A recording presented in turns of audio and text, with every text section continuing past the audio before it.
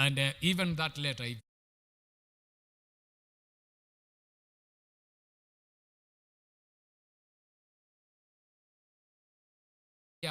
the people, if you like, the apostolic company that was with him and helped him in his travels and his ministry to the churches. So when he says our heart, he is speaking about himself and the team that is with him. But anyway, he raises the issue that from our side, our hearts are open to you, meaning as we minister, we are not holding back anything. I want you to listen to that first statement first. Our mouth is open unto you. When you talk about ministry, it is not like a lecture or someone giving a political talk. It's not like giving a speech, real ministry. It is someone who is ministering, who is releasing words empowered by the Holy Spirit to others who are the congregation.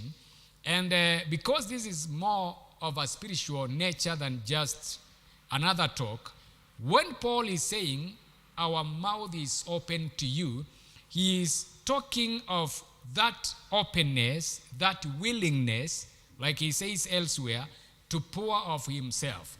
And this is where now relationships in ministry becomes critical. Look at the two statements. First, he tells them, our heart is open to you, meaning from us, nothing is hindering the flow of whatever you want to say. Then he tells them, if there is any restriction, then it should be on your side. He appreciates the fact that if there would be anything on the side of the Corinthians that would make them doubt him, make them not have confidence in him, then the flow of ministry would be, for lack of a better word, curtailed.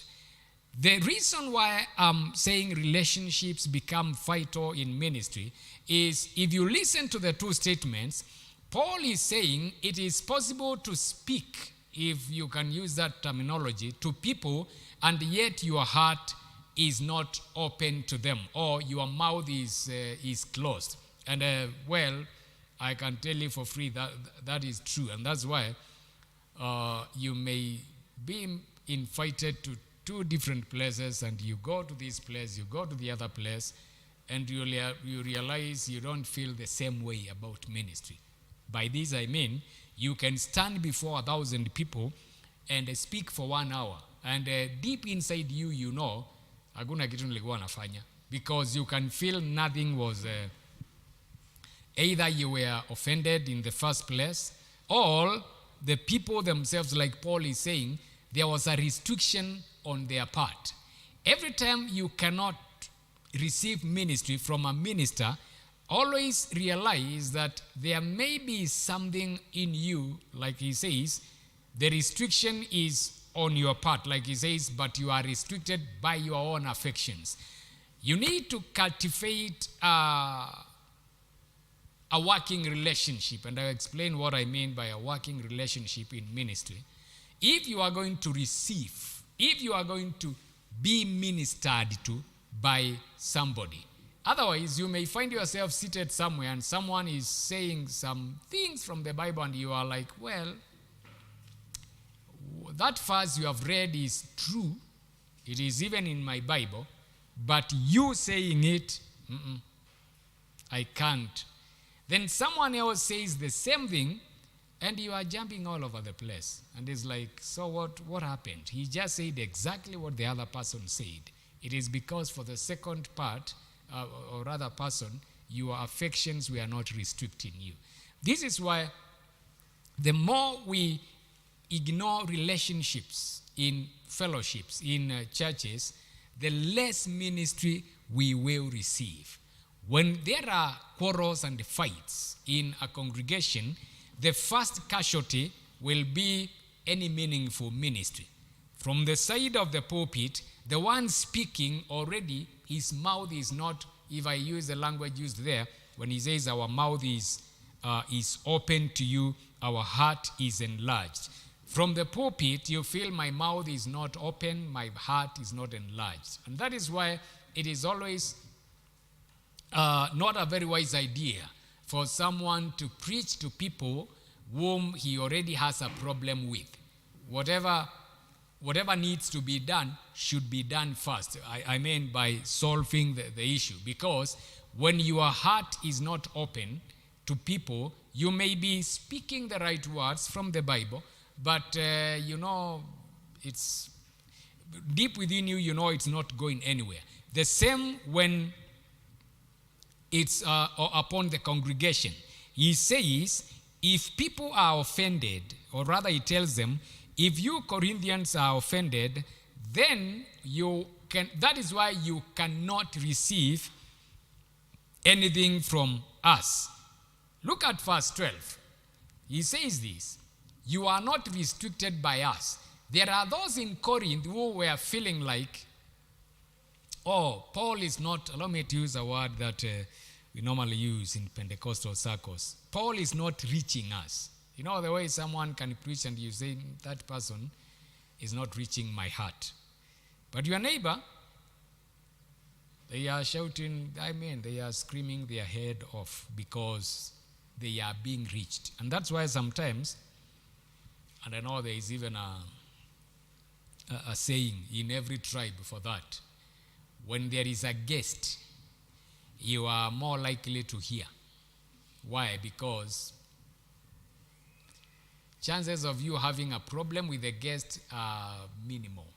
So whatever he is saying, you are like, now your heart is open. For him, he can say whatever he is saying innocently. But someone who knows, there are situations, there are circumstances, there are some realities in the congregation which, because I am aware of, I may not say certain things.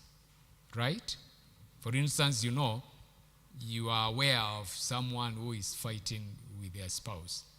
Even when I am tempted to say, hata wale mnapigana na mabwana zenu, you can't say that because they will feel, okay, you are singling me out. But a guest can say that and continue to give examples of how the fight is. And everyone will be like, okay, si ati ameambiwa. And even the one who feels like they are being attacked, they are likely to receive it. Why? The restriction, Paul is saying, is in your own affections. Anytime a minister cannot reach you as they preach, then there is something either on your side or on their side. And because God always speaks to the first person, then it is your responsibility to work it out. You can sense when someone is ministering, huyu anifiki. If it's just someone you met on the road, that may not be a big deal. It's just that day and you are gone. But if it's a place where you are regularly, then you may need to pursue the matter until that restriction is removed.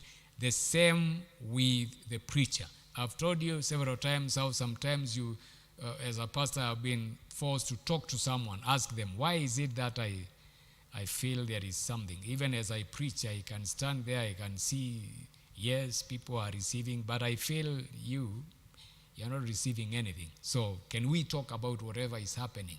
The reason is, unless that affection, what now Paul is calling affection, except that restriction is removed, both of you are not going to be of much help to another. And I will repeat this.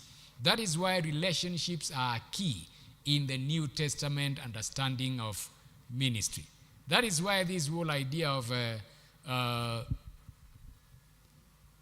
people having the power to hire and a fire who preaches to them, it may work in certain levels, but in a deeper level, it brings a lot of complication because there will always be restriction on one side. Either I don't feel you are paying me enough, so I feel restricted, or you feel we are paying you, you are not delivering what you should, and therefore you feel, like he's saying, there is a restriction. And in apostolic doctrine, even when you go to the book of Acts, the Bible talks about those who believed were in one accord.